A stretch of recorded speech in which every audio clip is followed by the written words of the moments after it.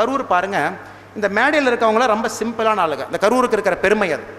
வெள்ளை வேட்டி வெள்ளை சட்டை, அதுவும் பார்த்தீங்கன்னா பழைய வெள்ளை வேட்டி பழைய வெள்ளை சட்டை, அது வெளுத்து போட்டிருப்பாங்க.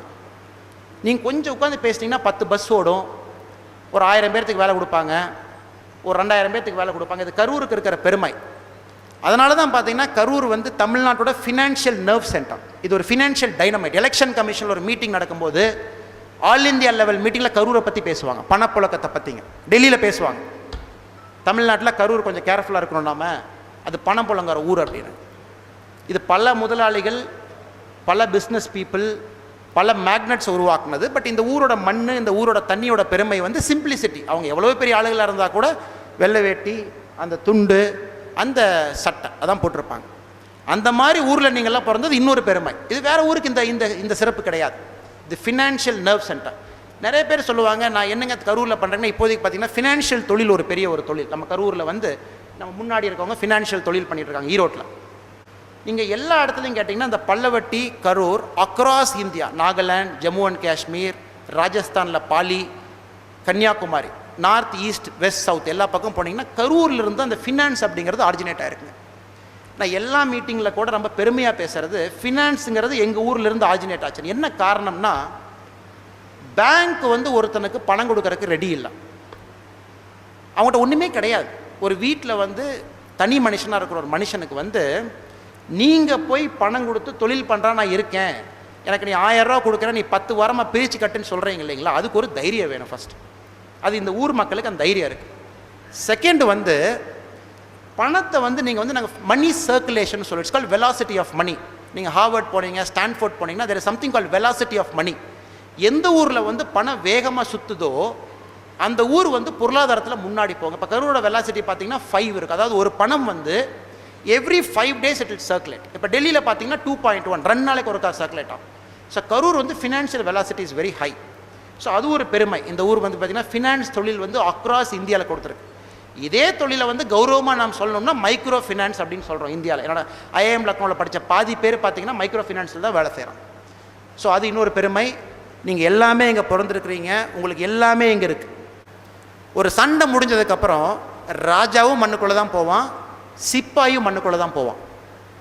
சண்டை நடக்கும்போது தான் ராஜா முன்னாடி இருப்பான். நம்ம ராஜாக்களை பெரிய பெருமையாக வச்சு ராஜா அவனுக்கு ஒரு வால், அவனுக்கு ஒரு பாடி கார்டு, அவனுக்கு ஒரு மேலே ஒரு உட்கார வச்சுருப்போம். பட் அந்த வாரில் வந்து ராஜா இறந்ததுக்கப்புறம் நம்ம மண்ணுக்குள்ளே தான் போகணும். செஸ்ஸில் பார்த்தீங்கன்னா ஒரு பாக்ஸ்குள்ளே சிப்பாய் அதே பாக்ஸ்குள்ளே தான் போகிறான், ராணி அதே பாக்ஸ்குள்ளே தான் போகிறாங்க, ராஜா அதே பாக்ஸ்குள்ளே தான் போகிறாங்க. உங்கள் எல்லாத்துக்கிட்டையுமே ஹியூமிலிட்டி இருக்கட்டும், தன்னடக்கம் இருக்கட்டும். அது கரூர் மண்ணில், இந்த அமராவதி ஆற்றுல, காவேரி பாசனத்தில், நாமெல்லாம் சாப்பிட்ற சாப்பாட்டில் அது உள்ளே நம்ம கூட வந்துருச்சுங்க. அது ஹியூமிலிட்டி, தன்னடக்கம். லைஃப்பில் என்னோட மிக மிக ஒரு சிறந்த ஒரு நண்பர், உயிர் நண்பர் வந்து இறந்துட்டார். காஃபி டே சித்தார்த்துன்னு சொல்லிட்டு நீங்கள் எல்லாம் பேப்பரில் படிச்சிருப்பீங்க. அது ரொம்ப பரவலாக பேசப்பட்ட ஒரு நியூஸ். காஃபி டேவோட அதிபர், 14,000 கோடி சொத்து இருக்கும் ஒரு மனுஷன், 8,000 கோடி ரூபா கடன் இருக்குது, அவர் இறந்து போயிட்டார், சூசைட் பண்ணிக்கிட்டார் அப்படின்னு. எனக்கு அவர் ரொம்ப பர்சனலாக பழக்கம். இறந்து போகிற கொஞ்ச நாள் முன்னாடி கூட நாங்கள் ஒரு 3.5 மணி நேரம் உட்காந்து வேறு ஏதோ ஒரு பிஸ்னஸ் ஆப்பர்ச்சுனிட்டி பற்றி பேசிக்கிட்டு இருந்தோம். அந்த மனுஷன் இறந்த அன்னைக்கு பார்த்தீங்கன்னா ஒரு தோட்டத்தில் வந்து அடக்கம் பண்ணுறாங்க. 1,00,000 பேர் வந்திருந்தாங்க. அவரோட லாஸ்ட் இதுக்கு 1,00,000 பேர் வந்தாங்க. 1,00,000 பேர்த்தில் 99,050 பேர் பார்த்தீங்கன்னா அவர் எஸ்டேட் தோட்டத்தில் வேலை செய்கிற கூலி தொழிலாளர்கள்.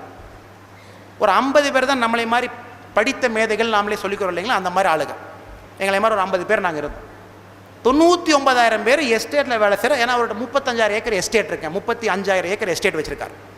அவர் பிறக்கும்போது ரொம்ப நார்மலான ஒரு ஃபேமிலியில் பிறந்தவர்.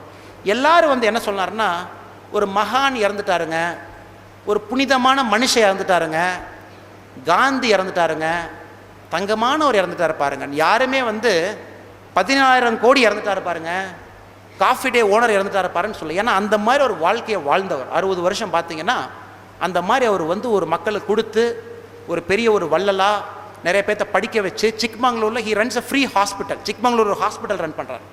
அந்த ஹாஸ்பிட்டலில் கேஷ் கவுண்டரே கிடையாதுங்க. அந்த ஹாஸ்பிட்டலில் பில்லிங் கவுண்டரே இல்லை.